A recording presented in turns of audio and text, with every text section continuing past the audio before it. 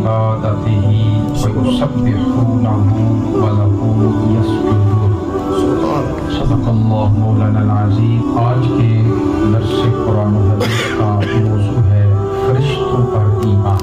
سبحان سبحان۔ جیسا کہ ہماری دروس کی سیریل چل رہی ہے تو آج کے اس درس کا ٹاپک فرشتوں کے حوالے سے ہے۔ فرشتے کیا ہیں اور ان کی ڈیوٹی کیا ہے۔ اللہ رب العزت نے جیسے دیگر مخلوقات کو تخلیق فرمایا ہے، ایسے ہی اللہ رب العزت کی ایک بڑی معزز اور پاکیزہ مخلوق وہ فرشتے ہیں۔ حدیث شریف میں آتا ہے کہ نبی پاک صلی اللہ علیہ وسلم نے فرمایا فرشتوں کو نور سے پیدا کیا گیا۔ نورانی فرشتے اس لیے ہم کہتے ہیں کہ یہ نور سے پیدا ہوئے، اور جنوں کو آگ سے پیدا کیا گیا، اور انسان کو مٹی سے پیدا کیا گیا۔ تو یہ تین بڑی مخلوقات ہیں، انسان، جن اور فرشتے۔ تو ان تینوں کی ابتدا کیسے ہوئی، تخلیق کیسے ہوئی، حدیث شریف میں بتا دیا گیا۔ یہ حدیث مسلم شریف میں بھی آئی ہے اور مسلم امام احمد میں بھی آئی ہے۔ حضرت عائشہ صدیقہ رضی اللہ تعالیٰ عنہ اس کو روایت فرماتی ہے۔ تو اس سے پتہ چلا کہ فرشتوں کی تخلیق جو ہے وہ نور سے ہوئی۔ تو فرشتے اللہ رب العزت کی وہ مخلوق ہیں جو ہر وقت اس کی عبادت کرتے ہیں اور اس کے کسی ایک حکم کی بھی خلاف ورزی نہیں کرتے۔ اللہ رب العزت نے قرآن میں سورہ اعراف میں فرمایا کہ ان الذین عند ربک لا یستکبرون عن عبادتہ، کہ بے شک یہ وہ مخلوق ہیں جو اپنے رب کی عبادت کو عار نہیں سمجھتے، اس سے منہ نہیں موڑتے، وَيُسَبِّحُونَهُ، اور ہر وقت اس کی تسبیح بیان کرتے ہیں، ہر وقت اس کی تسبیح بیان کرتے ہیں، حمد بیان کرتے ہیں، وَلَهُ يَسْجُدُونَ، اور اس کی بارگاہ میں سجدہ ریز رہتے ہیں۔ نبی پاک صلی اللہ علیہ وسلم نے ایک حدیث میں ارشاد فرمایا جسے امام طبرانی نے ذکر فرمایا ہے۔ آپ فرماتے ہیں کہ آپ صلی اللہ علیہ وسلم نے فرمایا کہ آسمانوں کا کوئی ایک حصہ بھی ایسا نہیں جہاں پہ فرشتے نہ ہوں، ہر جگہ پہ فرشتے ہیں، اور جب سے اللہ رب العزت نے انہیں پیدا کیا ہے تب سے عبادت میں ہے۔ جن کی ڈیوٹی رکوع میں ہے وہ رکوع میں ہے، جب سے پیدا کیا، اور جب تک وہ رہیں گے وہ رکوع میں ہے۔ جن کی ڈیوٹی سجدے میں ہے وہ سجدے میں ہے اور ہمیشہ سجدے میں رہیں گے۔ تو جن کی جو ڈیوٹی لگی رہی عبادت کرنے کی وہ کر رہے ہیں جب سے اللہ نے پیدا کیا۔ اور یہ بھی یاد رکھیں فرشتوں کو رب ذوالجلال نے انسانوں سے، جنوں سے پہلے سے پیدا کیا۔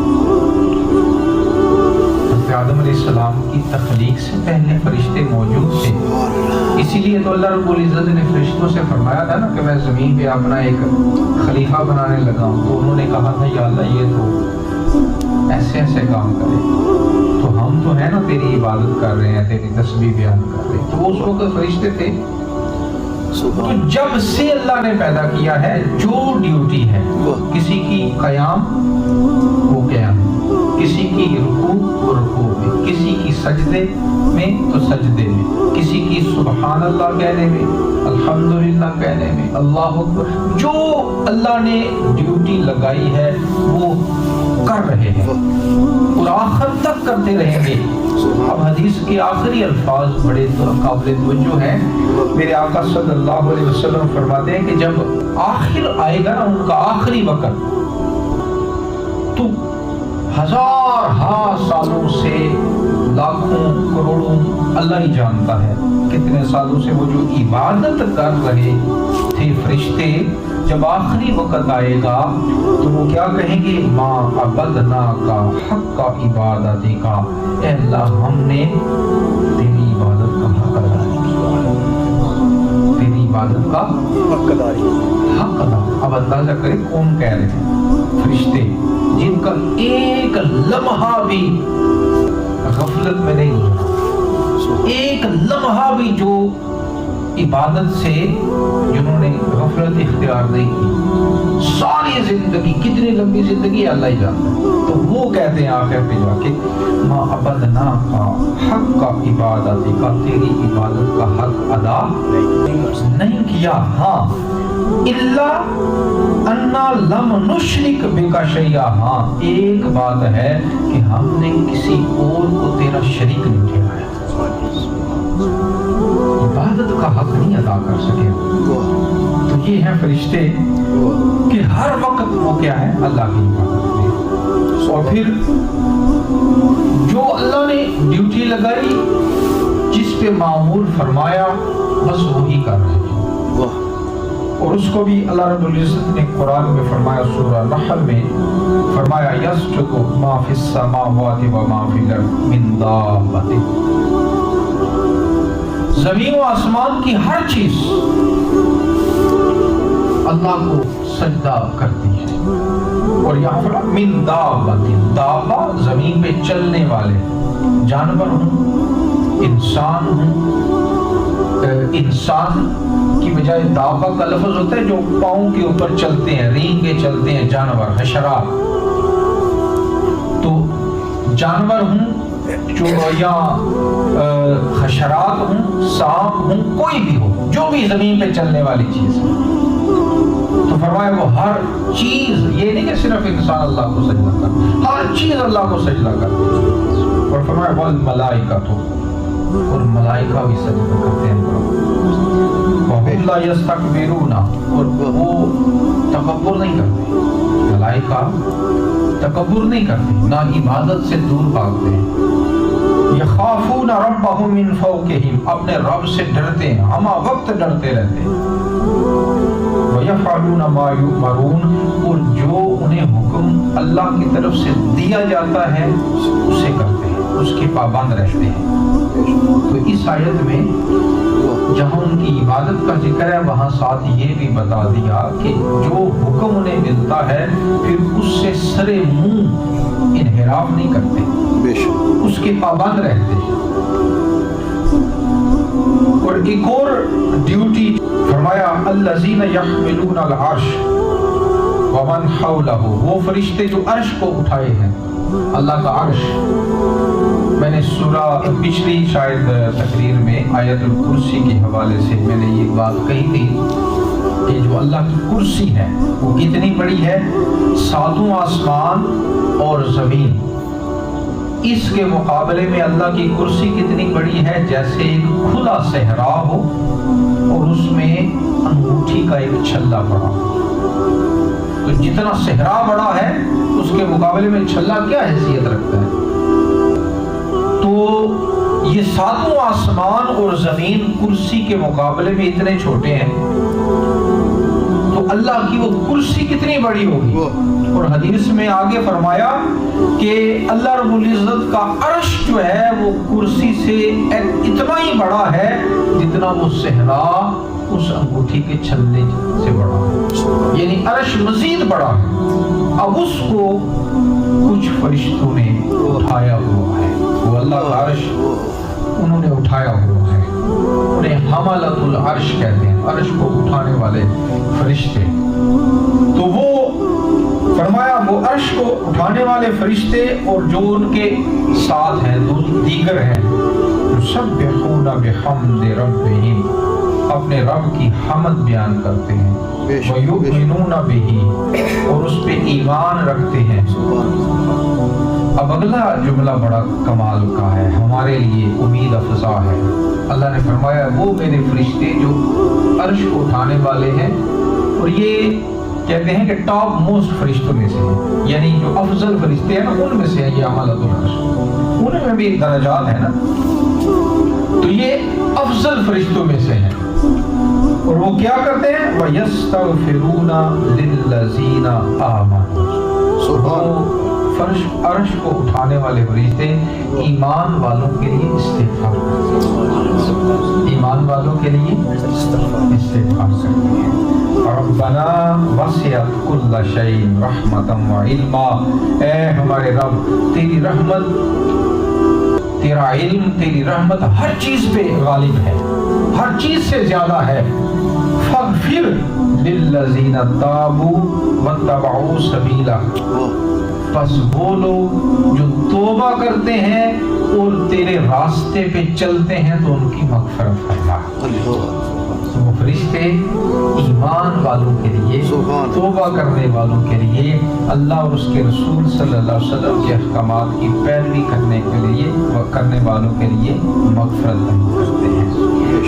واقعہم عذاب الجحیم، اور جہنم کے عذاب سے انہیں محفوظ فرمائے۔ تو فرشتوں کی جہاں دیگر ڈیوٹیاں، وہاں ان میں سے ایک ڈیوٹی یہ کہ وہ ہم گناہگاروں کے لیے اللہ سے مغفرت، ایمان والوں کے لیے، توبہ کرنے والوں کے لیے اللہ سے مغفرت مانگتے ہیں۔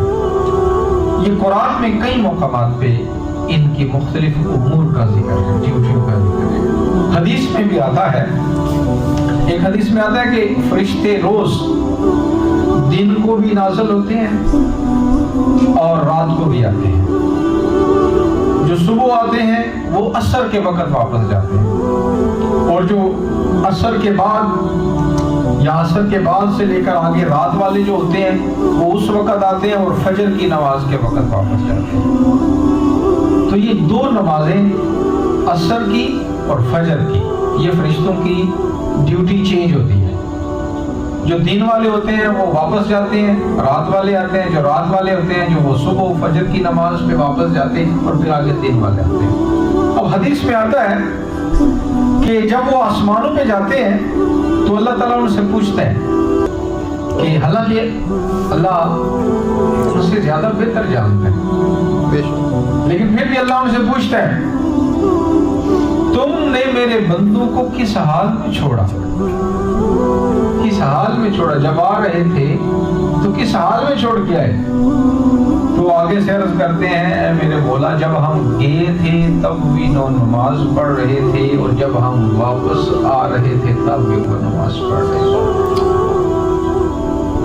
یعنی ظاہر ہے کوئی عصر کی نماز ہوگی یا فجر کی نماز ہوگی، ڈیوٹی چینج ہونے کی وقت ہے نا۔ تو وہ کہتے ہیں کہ جب ہم گئے تھے تو بھی وہ نماز میں تھے، اور جب ہم واپس آنے لگے تو بھی وہ نماز۔ اسی لیے حدیث میں آتا ہے کہ جو صلاۃ وسطی ہے، حافظوا الصلاۃ والصلاۃ الوسطی، نمازوں کی حفاظت کرو، خاص طور پہ صلاۃ وسطی کی، یعنی پانچوں نمازوں کی حفاظت کرو، خاص طور پہ درمیانی نماز کی، اور وہ عصر کی نماز ہے۔ ایک حدیث میں آتا ہے کہ وہ ذکر کی مجالس میں بیٹھتے ہیں، جہاں اللہ کا ذکر ہو، جہاں اللہ کا ذکر ہو۔ اور یہ حدیث کئی کتابوں میں ہے، بخاری شریف میں ہے، مسلم شریف میں ہے۔ تو جہاں اللہ کا ذکر ہوتا ہے فرشتے وہاں پہ آ کر بیٹھتے ہیں، ذکر کی مجالس میں، حدیث شریف میں آتا ہے، اور آ کر وہ بھی تسبیح و تحلیل کہتے ہیں، اللہ اکبر، سبحان اللہ، الحمدللہ، جو بھی ذکر ہو رہا، جب تک لوگ دیگر باتوں میں مشغول نہیں ہوتے فرشتے ان کے ساتھ اللہ کا ذکر کرتے ہیں۔ اور پھر حدیث میں آتا ہے کہ جب وہ جاتے ہیں اللہ کی بارگاہ میں تو اللہ پھر پوچھتا ہے کہ کہاں سے آئے تھے، حالانکہ اللہ جانتا ہے، ان سے بہتر جانتا ہے۔ تو وہ بتاتے ہیں کہ مولا زمین پہ فلاں جگہ پہ، زمین کے فلاں حصے پہ تیرا ذکر ہو رہا تھا، تو ہم اس مجلس میں حاضر تھے۔ اللہ پھر ان سے پوچھتا ہے اچھا وہ جو میرا ذکر کر رہے تھے وہ کیا مانگ رہے تھے؟ اب فرشتے اللہ سے عرض کرتے ہیں یا اللہ وہ جنت مانگ رہے ہیں۔ اللہ کہتا ہے کیا انہوں نے جنت دیکھی ہے؟ اللہ نہیں دیکھی۔ اللہ فرماتا ہے اگر دیکھ لیتے تو لازمی بات ہے اور طلب فرما کرتے اور شوق پیدا ہوتا کہ اتنی پیاری جنت جہاں پہ ہر نعمت ہوگی، جہاں پہ اولیاء ہوں گے، انبیاء کرام ہوں گے، اور پھر اللہ رب العزت کا دیدار ہوگا۔ تو تیری جنت مانگ رہے تھے، اور پھر اللہ فرماتا ہے کہ اچھا کس سے پناہ مانگ رہے تھے؟ اے اللہ دوزخ سے پناہ مانگ رہے تھے۔ تو کیا دوزخ دیکھی تھی انہوں نے؟ دیکھی نہیں۔ اگر دیکھ لیتے تو ظاہر ہے اور زیادہ ڈر تھے کہ وہ دوزخ جہاں خوراک جو ہے وہ پتھر ہوں گے، آگ ہوں گے اور پیپ ہوگی، اور وہاں پہ بڑا سخت عذاب ہوگا، تو اگر وہ دیکھ لیتے تو ظاہر ہے اور زیادہ ڈرتے اور زیادہ اس سے پناہ مانگتے۔ تو پھر فرشتے عرض کرتے ہیں یا اللہ وہ مغفرت مانگتے ہیں، بخشش مانگتے ہیں۔ اللہ فرماتا ہے میرے فرشتوں گواہ رہنا میں انہوں نے بخش دیا۔ اب جب یہ باتیں ہو رہی ہیں تو حدیث میں آتا ہے کہ فرشتے کہتے ہیں یا اللہ وہ جو مجلس تھی وہاں پہ باقی سارے تو ذکر کرنے کے لیے آئے ہوئے تھے، ہاں ایک بندہ راہ سے گزر رہا تھا، گزرتے گزرتے اس نے سوچا چلو 2 منٹ ان کے ساتھ بیٹھ جاؤ، تو ان کو اس کا ارادہ ذکر کا نہیں تھا، لیکن جاتے جاتے ویسے خیال آیا تو اس نے کیا کیا، اندر داخل ہوا مجلس کے ساتھ، وہ بھی بیٹھ گیا۔ تو اس کا کیا حکم ہے؟ رب ذوالجلال فرمائے گا، فرماتا ہے حدیث میں آتا ہے، فرماتا ہے اے میرے فرشتوں هم القوم لا یشقی بهم جلیسهم، یہ جو ذکر کرنے والے ہیں یہ میری ایسی پسندیدہ بندے ہیں کہ جو ان کے ساتھ آ کر بیٹھ بھی جائے وہ بھی اس رحمت سے محروم نہیں ہوگا، وہ بھی اس رحمت سے محروم نہیں۔ وہ اس کا ارادہ کیا تھا وہ چھوڑ دیں، یہ دیکھیں کہ بیٹھا تو تھا نا ان کے ساتھ جو میرا ذکر کر رہے تھے، میرے نیک بندے تھے، مجھ سے ڈرنے والے تھے، مجھ سے مغفرت مانگنے والے تھے، تو وہ میرے بندوں کے ساتھ آ کے بیٹھ ہی گیا، تو میرے بندوں کی برکت سے وہ محروم نہیں ہوگا۔ جو میں اپنے بندوں پہ رحمت فرماؤں گا وہ میں اس پہ بھی رحمت فرماؤں گا۔ اور پھر ایک حدیث میں آتا ہے، حضرت کعب الاحبار رضی اللہ عنہ نے اس حدیث کو مروی کیا ہے، اور امام بہقی نے، امام دارمی نے اس کو روایت کیا ہے۔ آپ فرماتے ہیں کہ ہر روز 70,000 فرشتے حضور صلی اللہ علیہ وسلم کے روضہ انور پہ نازل ہوتے ہیں، ہر روز 70,000 فرشتے، اور ان کی ڈیوٹیاں وہ مزار انور کو آگے ڈھانپ لیتے ہیں، اور پھر اپنے پروں کو مزار کے ساتھ مس کرتے ہیں تاکہ برکت حاصل کریں، اور پھر فرمایا پیارے آقا صلی اللہ علیہ وسلم پر درود بھیجتے ہیں، وہ فرشتے درود بھیجتے ہیں اور شام کو واپس جاتے ہیں، جو صبح کو آئے شام کو واپس، شام کو 70,000 آ جاتے، وہ پھر آ کر مزار اقدس کو ڈھانپ لیتے ہیں، درود شریف پڑھتے ہیں، سلام پیش کرتے ہیں، اور صبح کو پھر وہ واپس جاتے ہیں۔ اس طرح 70,000 فرشتے ہر وقت مزار شریف پہ حاضر ہیں۔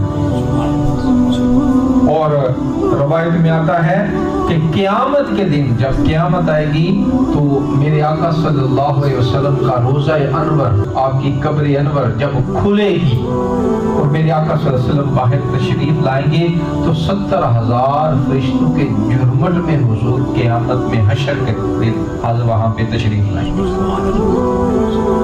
ان 70,000 فرشتوں کے ساتھ حضور تشریف لائیں گے۔ اور مزے کی بات یہ ہے کہ میرے آقا صلی اللہ علیہ وسلم کے مزار اقدس پہ ہم گناہگار کے بڑے خوش قسمت ہیں، جب اللہ نے کرم فرمایا ویزا لیا چلے تھے حاضری دے لی، لیکن یہ جو 70,000 فرشتے ایک بار حاضری دے لیتے ہیں، پھر قیامت تک ان کی باری نہیں آتی. یعنی اللہ کے کتنے زیادہ فرشتے ہیں اندازہ لگا ہے، دوبارہ ان کی باری نہیں آئے گی جنہوں نے ایک دفعہ حاضری دی. تو اس طرح یہ فرشتے اللہ کی بارگاہ میں، اللہ کی بارگاہ سے اجازت لے کر پیارے آقا صلی اللہ علیہ وسلم کے روضہ انور پہ حاضر ہوتے ہیں. تو حضرات ذی بکر یہ عمومی جو اللہ کے فرشتے ہیں، ملائک ہیں، ان کا بیان ہے. اگر ہم فرشتوں کو دیکھیں تو کچھ بڑے بڑے فرشتے جو بہت بڑے مراتب والے ہیں، جن کے درجات بہت بڑے ہیں، وہ مخصوص فرشتے ہیں، جن میں سے حضرت جبرائیل علیہ السلام یہ فرشتوں کے سردار ہیں. حضرت جبرائیل علیہ السلام، اور ان کا کام کیا ہے؟ ان کا کام ہے، یہ سب سے اہم کام، یہ انبیاء علیہ السلام پہ وحی لے کے آتے ہیں.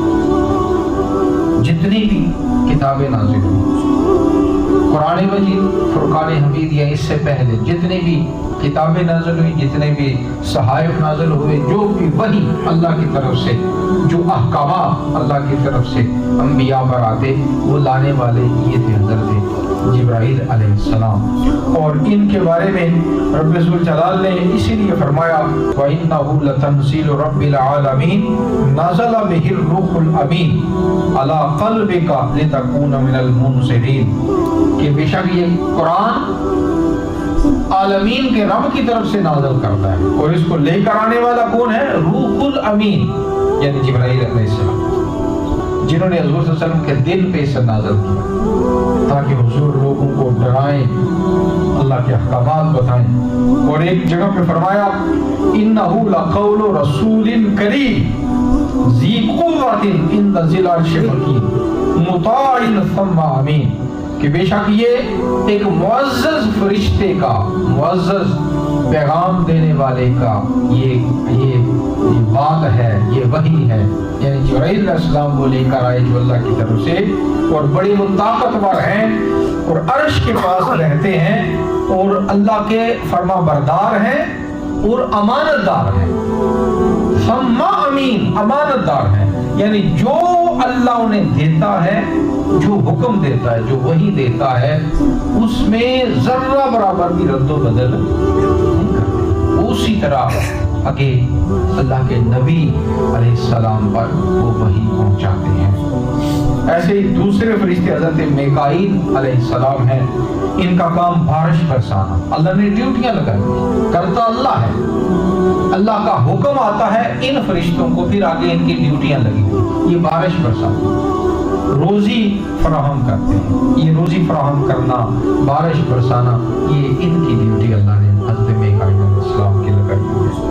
اور حضرت اسرائیل علیہ السلام، انہیں تو سب جانتے ہیں، انہیں تو سب جانتے ہیں. حضرت اسرائیل علیہ السلام روحوں کو قبض کرنے کا حکم جو ہے وہ ان کے لیے ہے، کہ ارواح جو ہے یہ کرتے ہیں ان کو قبض، جان کو. حضرت اسرائیل علیہ السلام موت کا فرشتہ جنہیں کہا جاتا ہے حضرت اسرائیل علیہ السلام. اور ایک فرشتے جو بڑے ہیں حضرت اسرافیل علیہ السلام. یہ حضرت اسرافیل علیہ السلام یہ وہ ہیں جو قیامت جب قائم ہوگی تو یہ سور پھونکیں گے.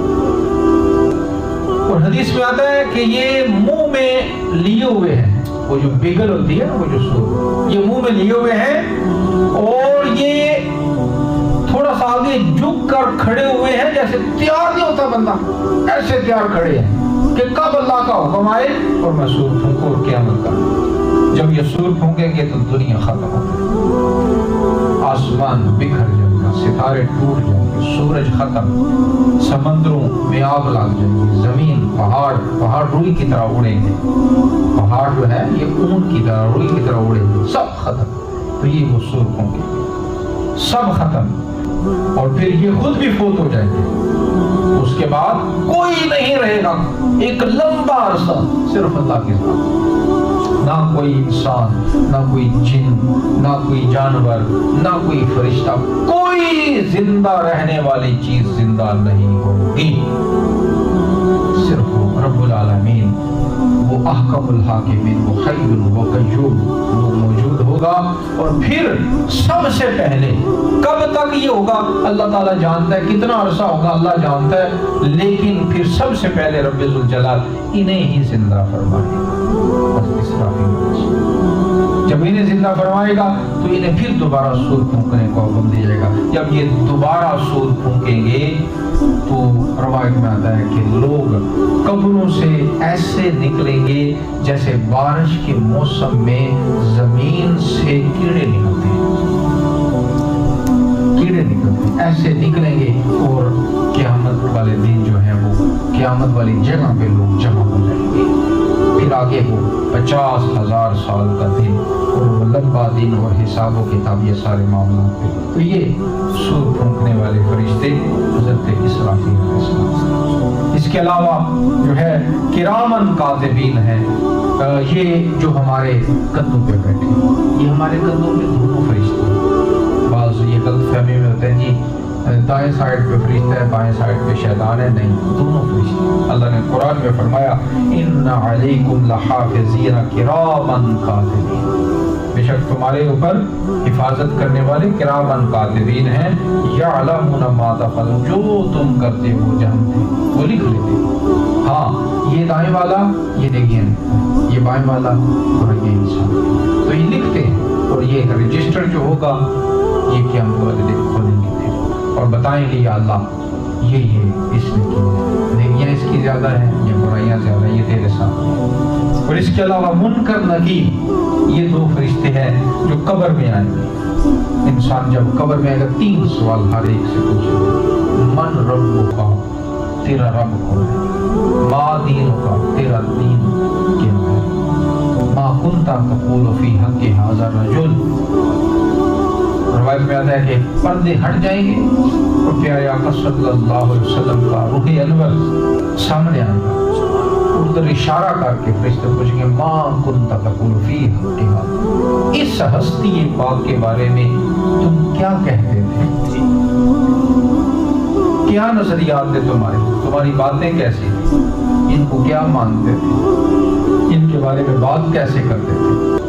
تو یہ سارا 3 سوال ہر ایک سے جو پوچھیں گے وہ یہ منکر نکیر فرشتے ہیں۔ اور ایک فرشتہ اللہ رب العزت نے حضور صلی اللہ علیہ وسلم کے روضہ انور پہ متعین کیا ہوا ہے، اور حضور نے اس کے بارے میں خود ایک حدیث میں فرمایا، امام بزاز نے امام بہقی دونوں نے یہ حدیث نقل کی ہے کہ پیارے آقا صلی اللہ علیہ وسلم فرماتے ہیں کہ ان اللہ وکل بقبری ملکا اعطاہ اسماء الخلائق، اللہ رب العزت نے میری قبر پہ ایک فرشتہ متعین کیا ہوا ہے اور جسے بہت طاقتور قوت سماع دی ہے، سنتا بہت تیزی سے اور بڑا طاقتور ہے، اور کیسے فلا یصلی علی احد الی یوم القیامہ الا بلغنی باسمہ و اسم ابیہ، وہ ایسے کہ جو ہی دنیا کے کسی حصے پہ قیامت تک الی یوم القیامہ، قیامت تک جو